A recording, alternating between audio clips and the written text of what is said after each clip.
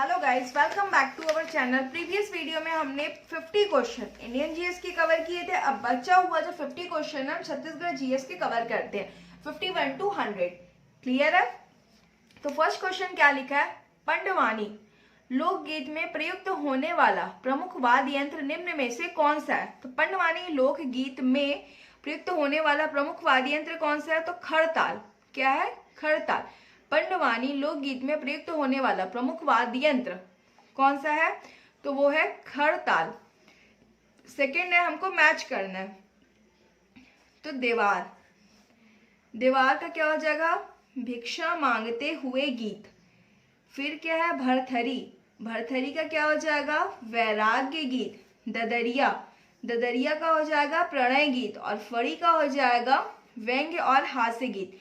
छत्तीसगढ़ी शब्द फुसुर, फुसुर का क्या अर्थ होता है? तो इसका क्या होगा? कानाफूसी करना। Option B. 54 क्या लिखा है? बस्तर की कांगेर घाटी में निम्न में से कौन सा जलप्रपात स्थित नहीं है? बस्तर की कांगेर घाटी में कौन सा जलप्रपात स्थित नहीं है? तो खुरसे। Option C. 3 माह तक चलने वाला त्योहार बाली बरब किस जनजाति में मनाया जाता है? तो भतरा जनजाति में। 3 माह तक चलने वाला त्योहार बाली बरब किस जनजाति में मनाया जाता है? तो भतरा जनजाति में। सोहर गीत किस अवसर पर गाया जाता है? तो सोहर गीत कब गाते हैं? शिशु जन्म के अवसर पर गाया जाता है। Means option A.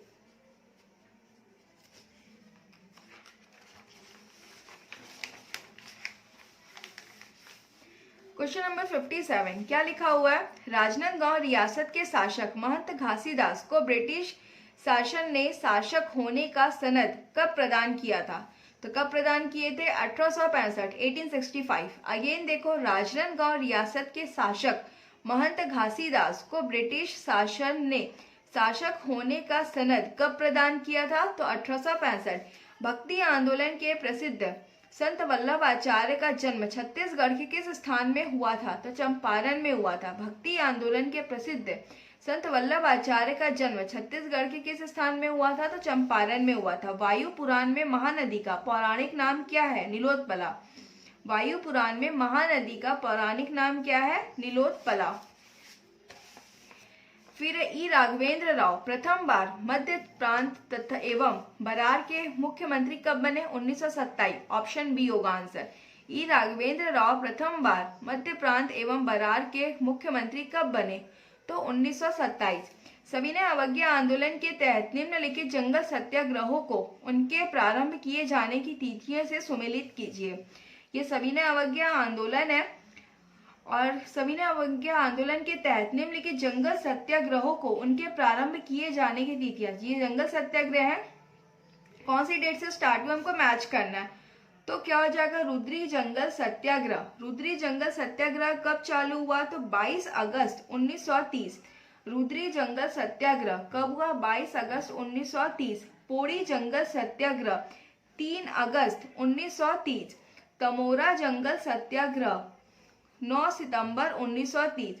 पकरिया जंगल सत्याग्रह क्या हो जाएगा? 7 अक्टूबर 1930। अगेन रिवीजन करते हैं। सविनय अवज्ञा आंदोलन के तहत निम्नलिखित जंगल सत्याग्रहों को उनके प्रारंभ किए जाने की तिथियों से सुमेलित कीजिए। रुद्री जंगल सत्याग्रह 22 अगस्त 1930। पोड़ी जंगल सत्याग्रह 3 अगस्त 1930। तमोरा जंगल सत्याग्रह 9 सितंबर 1930। पकरिया जंगल सत्याग्रह 7 अक्टूबर 1930। ऑप्शन सी होगा आंसर।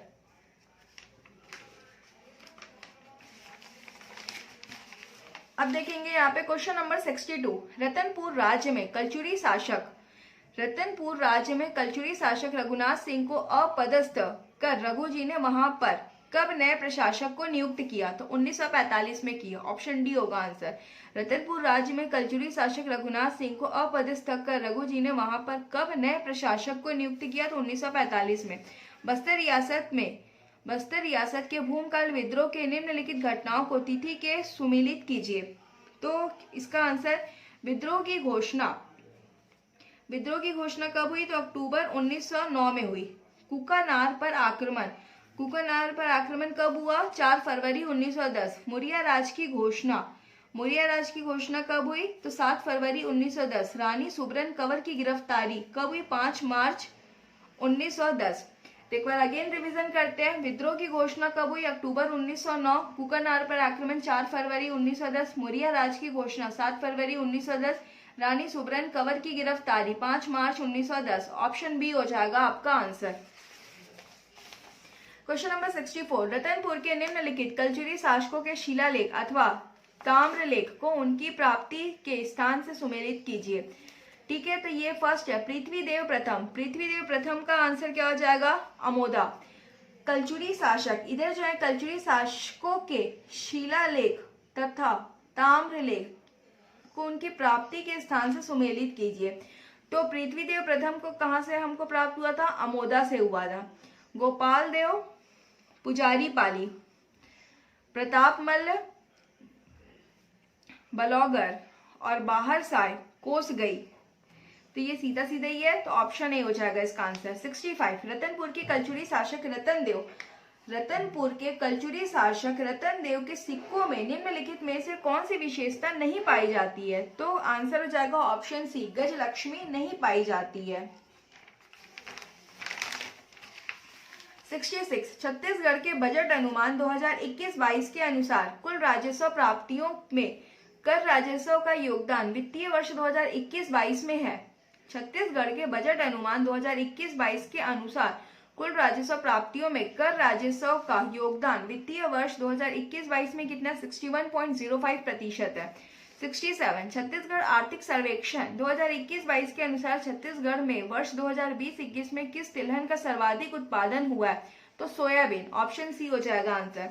छत्तीसगढ़ आर्थिक सर्वेक्षण 2021-22 के अनुसार छत्तीसगढ़ के सकल राज्य घरेलू उत्पाद में वर्ष 2021-22 में स्थिर मूल्यों पर कृषि उद्योग और सेवा क्षेत्र का क्रमशः योगदान रहा। तो कितना रहा? ऑप्शन बी 16.73%, 50.61% और 32.66%। अब है क्वेश्चन नंबर 69, छत्तीसगढ़ के आर्थिक सर्वेक्षण 2021-22 के अनुसार छत्तीसगढ़ के कृषि क्षेत्र में औसत वृद्धि दर स्थिर मूल्यों पर वर्ष 2012-13 से 2021-22 के मध्य रही। तो कितनी रही? तो 5.09%। ऑप्शन बी हो जाएगा आंसर। क्वेश्चन नंबर 70, छत्तीसगढ़ राज्य के अनुसूचित जाति आयोग के वर्तमान अध्यक्ष कौन है? छत्तीसगढ़ राज्य के अनुसूचित जाति आयोग के वर्तमान अध्यक्ष कौन है? तो श्री के P Khande. Option D answer हो जाएगा। छत्तीसगढ़ के आर्थिक सर्वेक्षण 2021-22 के अनुसार दिसंबर 2020 की स्थिति में मध्याह्न भोजन के लाभान्वित छात्रों की संख्या क्या है? तो आंसर हो जाएगा ऑप्शन ए 28.66 लाख छात्र। अब देखेंगे क्वेश्चन नंबर 72, सीता नदी क्षेत्र में किस वृक्ष की बहुलता है? सीता नदी क्षेत्र में किस वृक्ष की बहुलता है? तो साल वृक्ष की बहुलता है। ऑप्शन डी हो जाएगा आंसर। छत्तीसगढ़ के आर्थिक सर्वेक्षण 2021-22 के अनुसार वर्ष 2021-22 में स्थिर मूल्यों पर छत्तीसगढ़ की अर्थव्यवस्था के किस क्षेत्र में वृद्धि दर सर्वाधिक रही? तो निर्माण के क्षेत्र में। ऑप्शन बी हो जाएगा आंसर। क्वेश्चन नंबर 74, छत्तीसगढ़ के आर्थिक सर्वेक्षण 2021-22 के अनुसार वर्ष 2021-22 में स्थिर मूल्यों पर छत्तीसगढ़ की अर्थव्यवस्था के किस क्षेत्र में वृद्धि दर सबसे कम रही? तो भंडारण में रही। तो ऑप्शन सी हो जाएगा इसका आंसर। क्वेश्चन नंबर 75, छत्तीसगढ़ के निम्नलिखित में से कौन कौन से अति निम्न सिंचित जिले हैं? छत्तीसगढ़ में निम्नलिखित में से कौन कौन से अति निम्न सिंचित जिले हैं? तो सरगुजा, कोरबा, सुकमा। ऑप्शन बी हो जाएगा आंसर। क्वेश्चन नंबर 76, मड़वा ताप विद्युत संयंत्र की स्थापना निम्नलिखित में से किस जिले में की गई? तो ऑप्शन बी जांजगीर चांपा में की गई। सर्वाधिक लिंगानुपात दंडकारण्य के दंतेवाड़ा एवं कोंडा गांव में होने के कारण सर्वाधिक लिंगानुपात दंडकारण्य के दंतेवाड़ा एवं कोंडा गांव में होने के कारण क्या हुआ? ऑप्शन फर्स्ट पुरुष मृत्यु दर अधिक होना और सेकंड क्या हुआ? कन्या भ्रूण हत्या का अभाव था। तो ऑप्शन बी हो जाएगा इसका आंसर। अब देखेंगे क्वेश्चन नंबर 78, क्या लिखा? छत्तीसगढ़ की रिहंद एवं मान नदियों का उद्गम स्थल है। तो क्या है? मैनपाट है। ऑप्शन सी हो जाएगा आंसर। छत्तीसगढ़ की रिहंद नदी और मान नदी का उद्गम स्थल क्या है? तो मैनपाट है। मधेश्वर पहाड़ छत्तीसगढ़ के किस जिले में है? तो जशपुर जिले में। Option B. छत्तीसगढ़ में टीन का सर्वाधिक संचित भंडार क्षेत्र है। तो क्या है? दंडकारण्य। Option C. अब देखेंगे क्वेश्चन नंबर 81, जनजातीय विकास प्रशासन में माडा के अंतर्गत क्षेत्र शामिल है। तो कौन कौन से क्षेत्र शामिल है? फर्स्ट, सेकेंड और थर्ड। बलौदा बाजार, नचनिया और कवर्धा। जनजातीय विकास प्रशासन में माडा के अंतर्गत कौन कौन से क्षेत्र शामिल है? तो बलौदा बाजार, नचनिया और कवर्धा। मीन्स ऑप्शन सी, केवल फर्स्ट, सेकंड और थर्ड शामिल है। जनगणना 2011 के अनुसार छत्तीसगढ़ का लगभग कितना क्षेत्र आदिवासी उप योजना क्षेत्र के अंतर्गत आता है? तो जनगणना 2011 के अनुसार छत्तीसगढ़ का कितना भाग? तो 88,000 वर्ग किलोमीटर। ऑप्शन बी हो जाएगा आंसर। क्वेश्चन नंबर 83, नवनिर्मित मनेन्द्रगढ़ चिरमिरी भरतपुर जिला राज्य का किस दिशा में स्थित है? तो उत्तर पश्चिम। ऑप्शन सी हो जाएगा आंसर। नवनिर्मित मनेन्द्रगढ़ चिरमिरी भरतपुर जिला राज्य की किस दिशा में स्थित है? तो उत्तर पश्चिम में स्थित है। ऑप्शन सी।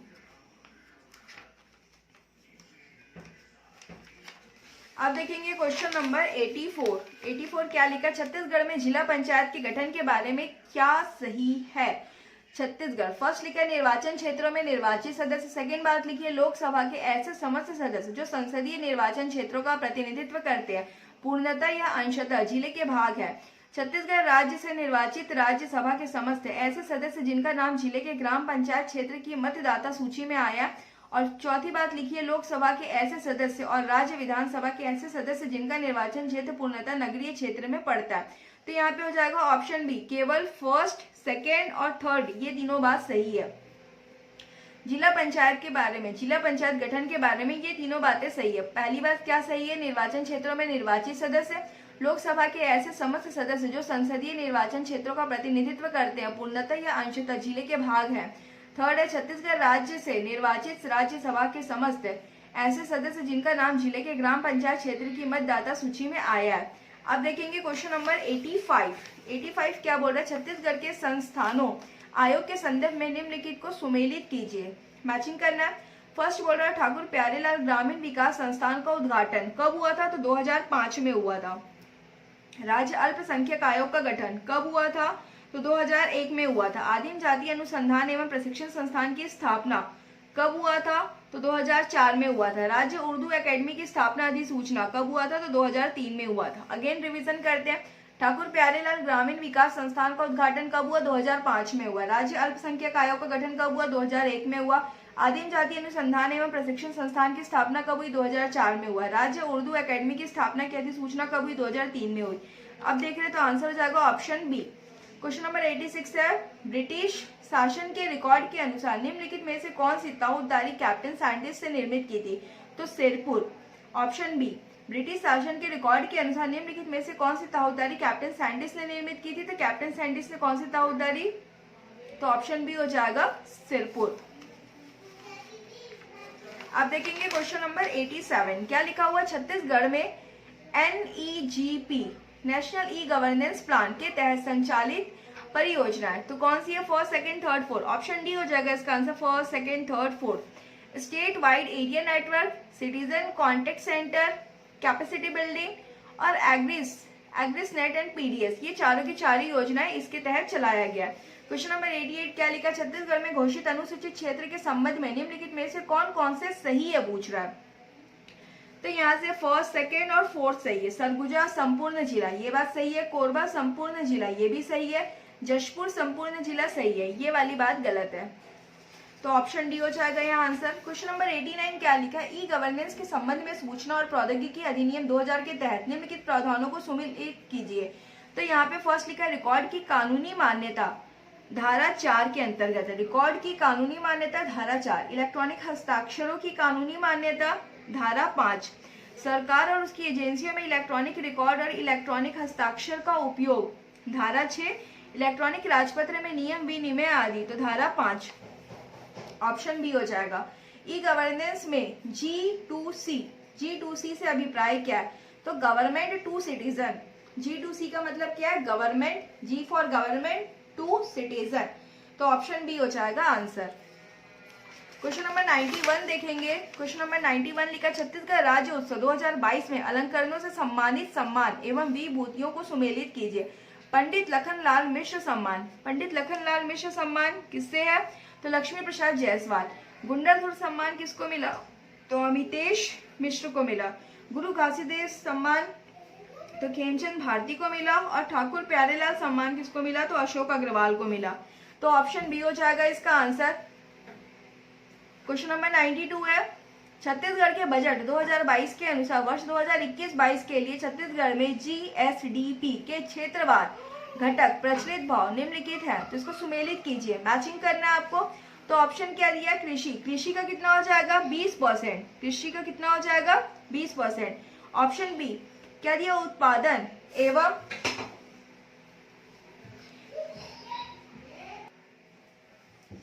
क्या दिया? छत्तीसगढ़ के बजट 2022 के अनुसार वर्ष 2021-22 के लिए छत्तीसगढ़ के जीएसडीपी के क्षेत्रवार घटक प्रचलित भाव निम्नलिखित है, इनको सुमेलित कीजिए। अगेन मैचिंग करना है हमको।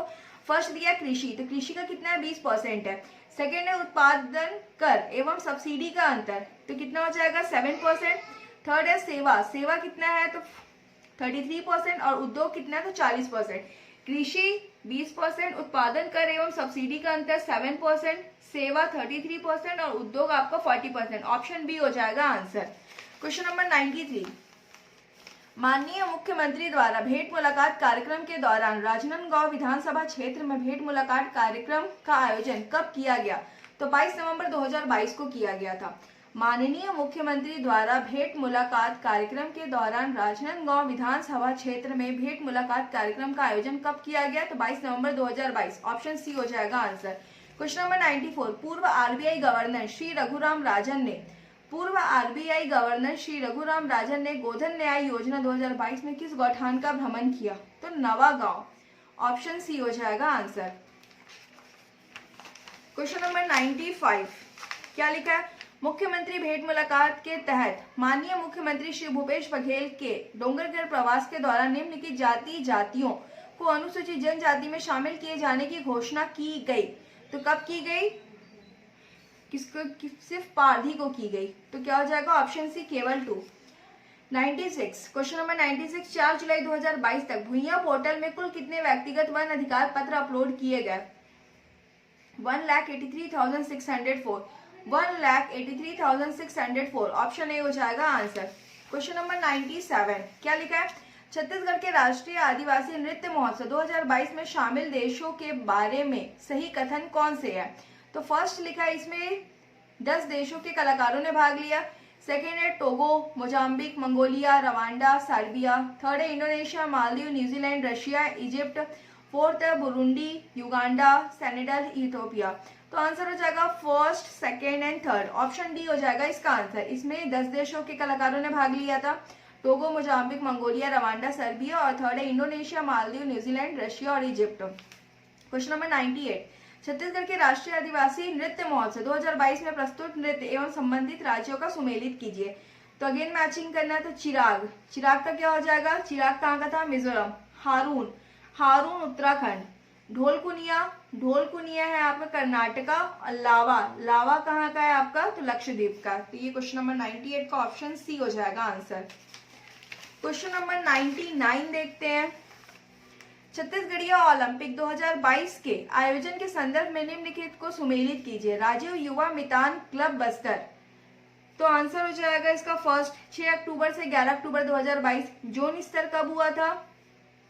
थर्ड, 15 अक्टूबर से 20 अक्टूबर 2022। विकास खंड स्तर पर कब किए थे?